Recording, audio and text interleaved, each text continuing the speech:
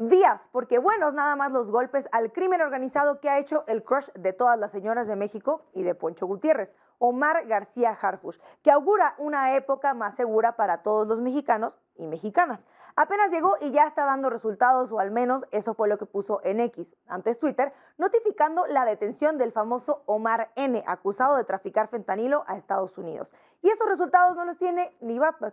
¿Será Omar el verdadero señor de la noche? Seguro que ustedes ya se suscribieron a este canal, le dieron clic a la campanita y están listos para ver toda la información.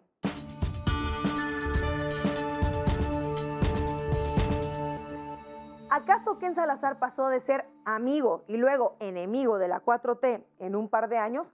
¿Qué lo motivó a criticar dos pilares de la 4T, la austeridad republicana y la estrategia de abrazos no balazos? Hoy te presentamos los pormenores del más reciente conflicto diplomático entre México y Estados Unidos. Ken Salazar pasará a la historia como uno de los embajadores de Estados Unidos más polémicos, con detractores en ambos lados de la frontera. Mientras que de este lado se molestaba por el injerencismo en Washington, llegaron a considerarlo demasiado cercano a AMLO en su momento. En un principio hay que apuntar que Salazar es posiblemente el político con mayores credenciales en ocupar la embajada de Estados Unidos en México, porque previamente se había desempeñado como senador y también fue secretario del Interior en el gobierno de Obama. A su llegada a México en septiembre del 2021 se dijo que era amigo íntimo del presidente López Obrador y mantuvo un bajo perfil, pero luego empezó a emitir opiniones en temas locales como la reforma energética o la libertad de prensa. También llegó a causar mucha polémica en el 2022 cuando se reunió con gobernadores en Zacatecas como David Monreal, porque supuestamente tenía que coordinar una estrategia de seguridad conjunta y algo que escapaba más o menos las atribuciones de un embajador y un gobernador, y causó molestia en Palacio Nacional, dicen. Al final, después de un regaño público de López Obrador, el acuerdo no resultó próspero. Mientras todo esto sucedía, en Estados Unidos había dudas sobre la lealtad de Salazar, porque en julio del 2022 el New York Times publicó un artículo que planteaba que el embajador tenía una relación demasiado cómoda con el presidente mexicano, lo que ponía en riesgo los intereses de la administración de Biden en la región. En Washington tampoco veían con buenos ojos ver al representante paseándose por el Palacio Nacional. Según reportes periodísticos, registró 21 visitas a la sede del Ejecutivo mexicano en menos de 2 años, una cifra inédita para un embajador, y reforzaba la idea de que era demasiado cercano al presidente local, supuestamente. Así las cosas, en agosto del 2024, AMLO anunció una pausa en su relación con la Embajada de Estados Unidos, luego de que Salazar lanzara una nueva crítica a su gobierno, esta vez por la reforma judicial. Desde ese día, el presidente y el embajador no volvieron a reunirse, supuestamente. Con la llegada de Claudia Sheinbaum a la presidencia, el embajador reanudó sus visitas al Palacio Nacional y parecía que se abría un nuevo capítulo en la relación. Pero la semana pasada Salazar volvió a la polémica y esta vez lanzó la crítica más dura al gobierno de México que se recordara en mucho tiempo, porque no había dicho mucho en los últimos años.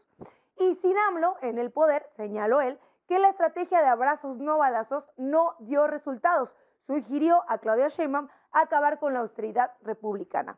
Contó que Obrador rechazó un paquete de ayuda por $32 millones para la seguridad, y lo más polémico fue que dio a entender que la pausa decretada por AMLO no fue por sus críticas a la reforma judicial, sino por la detención del Mayo Zambada en una acción del gobierno mexicano que sigue siendo considerada un secuestro. Pero la presidenta Claudia Sheinbaum no se quedó de brazos cruzados y ese mismo día instruyó a la Secretaría de Relaciones Exteriores a enviar una nota diplomática a Washington con un extrañamiento por el comportamiento de su embajador.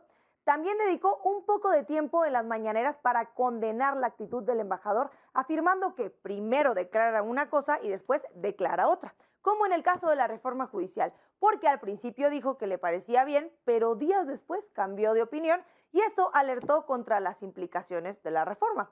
Asimismo, subrayó que México es un país libre, independiente y soberano que no se subordinará a los intereses de ninguna potencia. Si bien la primera relación de Estados Unidos fue respaldar al embajador, la primera reacción, queda muy claro que Ken Salazar tiene sus días contados en el cargo con el regreso de Donald Trump a la Casa Blanca. Un republicano va a sustituir al señor del sombrero vaquero. Eso es evidente. Así que con uno de los episodios más contradictorios se termina la relación bilateral con Ken Salazar específicamente, y esperemos que el siguiente embajador pues quizás sea un poco más sensible a los problemas de ambos países, o como era Ken Salazar, pero al principio.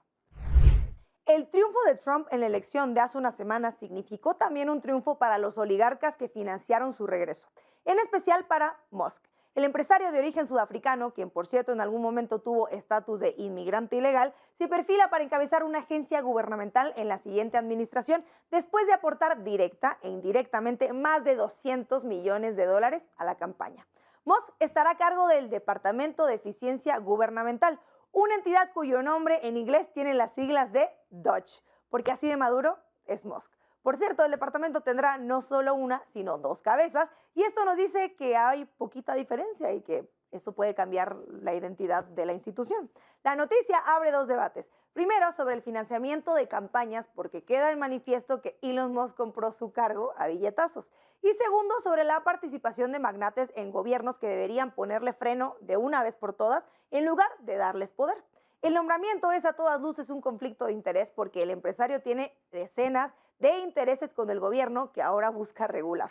Además, con toda seguridad, impulsará políticas que convengan a sus empresas y no al grueso de la población, por ejemplo, en temas de movilidad, evidentemente. Pese a la oleada de críticas, se antoja imposible detener la intromisión de Musk en el gobierno de Estados Unidos y francamente en todos los gobiernos de Latinoamérica, porque parece el segundo capítulo del capitalismo que viene mucho más salvaje del que esperábamos. Hasta aquí la dejamos por hoy en SDP Mañana. No olvide suscribirse, activar la campana, darle clic, comentar. Y al rato viene Poncho Gutiérrez, que estará en este espacio, pero en SDP Noche y probablemente en un escritorio. No lo sabemos. Tenemos una cita mañana. Que tengan un estupendo, magnífico, increíble día.